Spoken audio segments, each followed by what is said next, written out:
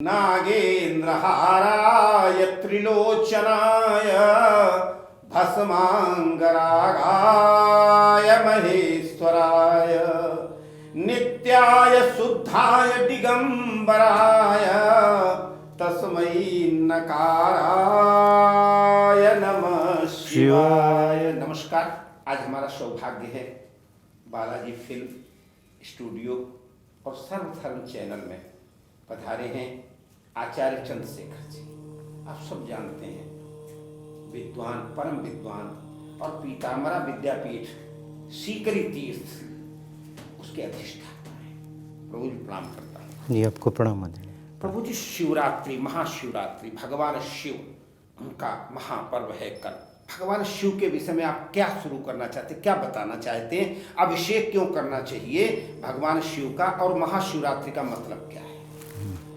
सभी दर्शकों को पहले नमस्कार करता हूँ। आदरणीय रामगोपाल शुक्ला जी प्रकांड विद्वान हैं और आपके सानिध्य में एक अच्छा अवसर मिल रहा है, कुछ चर्चा हो। ज्ञान मुझे उतना नहीं है कि मैं आपको सब ज्ञान बांट सकूं, लेकिन आपका प्रश्न आया तो उस पर चर्चा करते हैं। सृष्टि त्रिदेवों पर टिकी है। इस समस्त सृष्टि के मूल में यदि हम देखते हैं तो शिव ऐसे देव हैं जिनका ना कोई आदि है ना कोई अंत है, वे अनंत हैं। और सृष्टि के उस अनंत देव को प्रसन्न रखने के लिए जो हमारे ऋषियों ने परंपरा स्थापित की, वो परंपरा प्रत्येक देव के लिए एक अलग विधान का एक व्यवस्था उन्होंने की। तो शिव को उन्होंने कहा अभिषेक प्रिय शिव। शिव जो हैं वो अभिषेक प्रिय हैं और जिसको जो प्रिय होता है उसके साथ वैसा व्यवहार करने से वह मुदित होता है, प्रसन्न होता है। तो यदि भगवान शिव को प्रसन्न करना चाहते हैं तो उनका अभिषेक करें।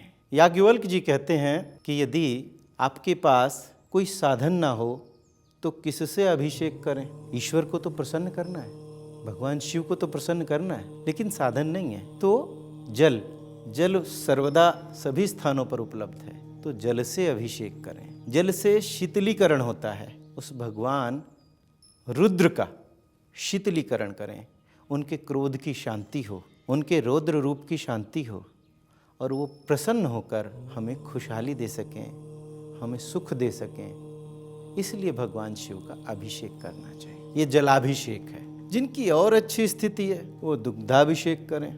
जो और भी अच्छा चाहते हैं वो उनको पूर्णाभिषेक करें। जो उनके भाव जिसको जैसे आते हैं, कोई फल से करता है, कोई पुष्प से करता है, कोई शहद से करता है। सभी विधानों का एक अलग अलग महत्व है। आपको आज के इस कलयुग के समय में हर व्यक्ति धन से पीड़ित है। जिसके पास 100 रुपया है वो चाहता है 1000 हो जाए, जिसके पास 1000 है वो चाहता है लाख हो जाए, जिसके पास लाख है वो चाहता है कि करोड़ों हो जाए। और ये ऐसी इष्णा है, ये कभी पूर्ति होती नहीं, क्योंकि 3 ऐष्णाएँ बताई हैं, लोकेष्णा, वित्तेष्णा, पुत्रेष्णा। तो ये वित्तेष्णा आज सबसे ज़्यादा इस कलयुग में चली हुई है। तो उस वित्तेष्णा का अगर आप पूर्ति चाहते हैं तो भगवान शिव को आप अंगूर के रस से और इक्षु रस से, गन्ने के रस, इक्षु कहते हैं गन्ने को, आप गन्ने के रस से उनका अभिषेक कीजिए। और वो अभिषेक प्रिय शिव, वो अभिषेक जिन्हें प्रिय है, जो अभिषेक से प्रसन्न होते हैं, वो महादेव, देवों के देव महादेव आपकी हर मनोकामना की पूर्ति करते हैं। तो अगर आप चाहते हैं कि आपको धन की समस्या ना रहे तो आप इक्षुरस से अभिषेक करें। रात को पूजा क्यों करते हैं? चतुर्याम पूजन का क्या क्यों करते हैं? ये बहुत अच्छा एक प्रश्न है। अब इसके शास्त्रोक्त मत तो भिन्न भिन्न है। थोड़ा छोटा आम आदमी समझ सके थोड़े रूप में।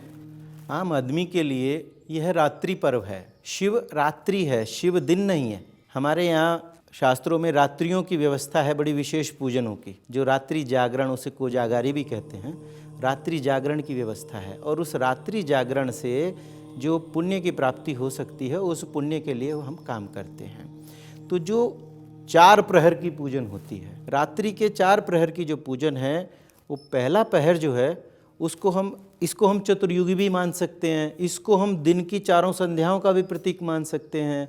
इसको हम अपने जीवन की 4 अवस्थाओं का भी प्रतीक मान सकते हैं, इसको हम अपने जीवन के आश्रमों की 4 व्यवस्थाओं का भी प्रतीक मान सकते हैं, क्योंकि ये 4 हैं और ये व्यवस्थाएं मनुष्य मात्र के लिए हैं, जीव मात्र के लिए नहीं हैं, मनुष्य मात्र के लिए हैं।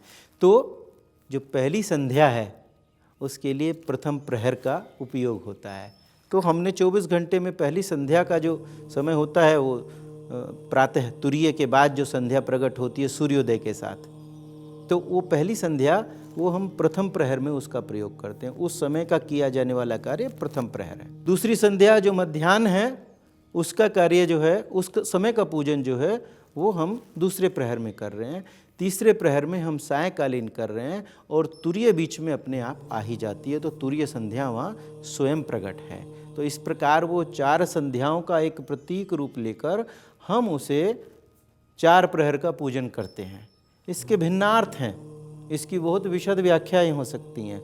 इसे ऐसे भी कह सकते हैं कि जो ब्रह्मचर्य आश्रम है उसके लिए हमारी जो पहले प्रहर की पूजा है, जो पहले प्रहर का अभिषेक है, वो पहले प्रहर का अभिषेक उसका है। फिर गृहस्थों के लिए दूसरे प्रहर का है, तीसरे प्रहर का वानप्रस्थियों के लिए है और सन्यासियों के लिए चौथे प्रहर का है। लेकिन हर मनुष्य में ये 4 आश्रम हैं, इसलिए वो उस पर्व का जो अमृत काल है उस सारे ही काल को हम प्रयोग कर सकें, उसका उपयोग कर सकें, उसका लाभ उठा सकें, इसलिए ये 4 प्रहर की पूजा करनी चाहिए। कौन सा मंत्र जपे जिससे भगवान शिव सर्वांगीण रूप से सब प्रकार से सुख प्रदान कर सके? कौन सा ऐसा मंत्र है? सुबह से लेकर शाम तक और उपवास करते हैं, लेकिन उपवास में आज क्या हो गया, उपवास करते मीनू एक टांग दिया था, सुबह कूटू काटे पकौड़े, दोपहर को ये मिलेगा, शाम को फल मिलेंगे, तो ये उपवास कैसे करें? बस एक प्रश्न ये है, अंतिम प्रश्न। पहले उपवास शब्द पर जाते हैं। संस्कृत का एक उपसर्ग है जिसे उप कहते हैं। उप माने समीप से है, वास माने रहने से है। समीप रहना उपवास करना है। किसके समीप रहना? जिसके निमित्त हम उपवास करते हैं। हम शिव के निमित्त उपवास करते हैं तो हमें शिव के निमित्त उसे उपवास को मानना चाहिए। हम किसी अन्य देव के लिए करते हैं तो हम उसके निमित्त उस उपवास को मानते हैं। तो जो शिव के निमित्त उपवास करते हैं, क्योंकि अन्न आदि का निषेध होता है प्रत्येक उपवास में, और उपवास का अर्थ सारे दिन मुंह चलाए रखना नहीं है। उपवास का अर्थ है त्याग करना। जो हमारी काम, क्रोध, लोभ, मोह आदि की जो कामनाएं होती हैं उनको आप त्याग कर सकें, तो वो यदि त्याग करते हैं तो उससे आपको लाभ होगा, उपवास पूर्ण होगा। आपका मन तो कहीं भटका हुआ है और आप कहते हैं मैं उपवास कर रहा हूँ, वह उपवास नहीं है। उपवास का अर्थ केवल भोजन त्याग देना भी नहीं है। उपवास का अर्थ है कि आपके अवचेतन में उस ईश्वर की धारणा स्थापित हो, जिस ईश्वर के प्रति आप उसको कर रहे हैं, आप क्रियमाण हो तो उस आधार को जागृत कर सकें, तो वही उपवास है। उपवास में रहते हुए आपको जो भी आपकी इच्छाएं हैं उनका दमन नहीं करना है, उनको सहज त्यागना है। आपको भूख लगी है और आप कहें मेरा तो व्रत है, और आपको बहुत तेजों से भूख लगी है, तो आपका उपवास कहाँ लगा? उपवास वह है कि आप ईश्वर के इतने निकट हों कि आपको भूख का पता ही ना लगे वो समय कब निकल गया, वही उपवास है। तो ऐसे आप उपवास करें। और मंत्र वैसे चतुर्वर्ण को अलग अलग मंत्रों का विधान है। वहाँ ने एक मंत्र कोई जो सबके लिए फलदायी। शिव का पंचाक्षरी मंत्र सबसे अच्छा है। भोलेनाथ तुरंत प्रसन्न होते हैं, वो देवों पर भी और राक्षसों पर भी सभी पे बराबर प्रसन्न होते हैं। शिव का पंचाक्षरी मंत्र करें।